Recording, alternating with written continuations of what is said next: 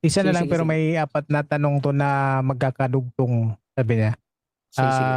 Good evening po sa mga listeners. Tanong ko lang po, ano po yung dapat i-renounce? Number one 'to.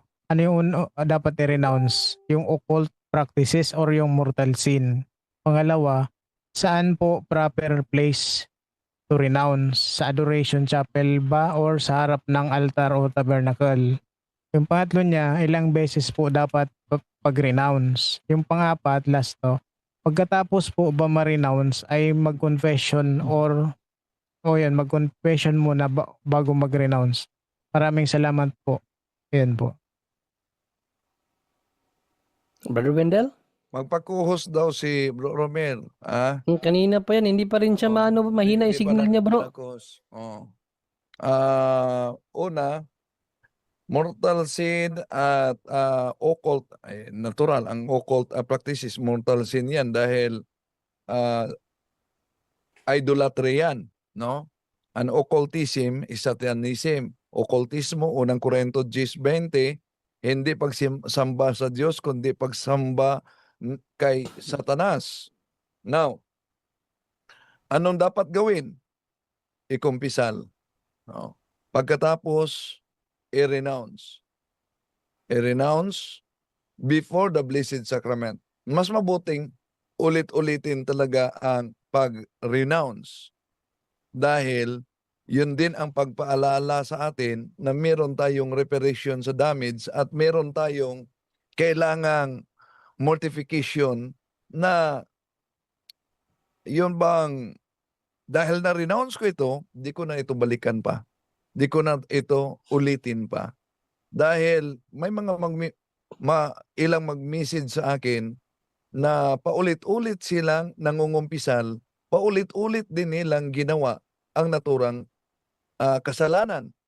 Kaya nga, ang kinukumpisalan niya na pare umano, nagreklamo na dahil sa paulit-ulit na kasalanan na ginawa sa kanya. Paulit-ulit na pangumpisal. So, abuse of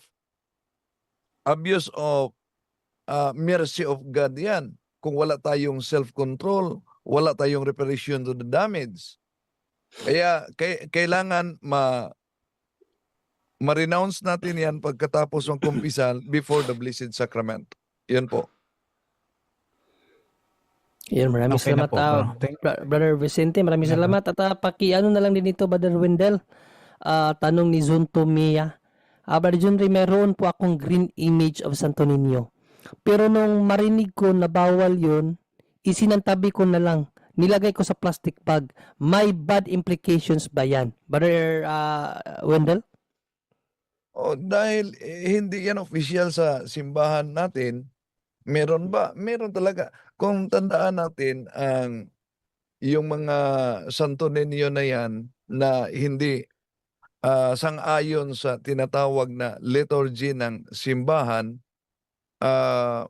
di talaga yun official. Huwag niyong gamitin yan. Mga ganyang ori na Santo Niño, pati na yung mga palaboy, kahit pa yung iba na mga pari nag-bless, pero in general hindi talaga yan i-bless. So meron bang posibleng epekto? Meron. Dahil sa discernment of mystical phenomenon, kahit ang mga larawan ng mga santo ay pwedeng mananahan ang mga fallen angels, lalo na kung hindi ito sang-ayon sa ating liturgy sa simbahan. Yan po.